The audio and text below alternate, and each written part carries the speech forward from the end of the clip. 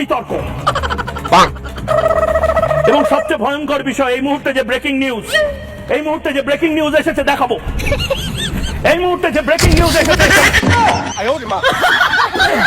এই মুহূর্তে breaking news হচ্ছে, এডিটের মায়ের বাপের হাতে হকার সাংবাদিক ধরা পড়ছে। গাইস বহুত জ্বালাইছে, বহুত হালাই হালাই এইবার দৌড়ছি।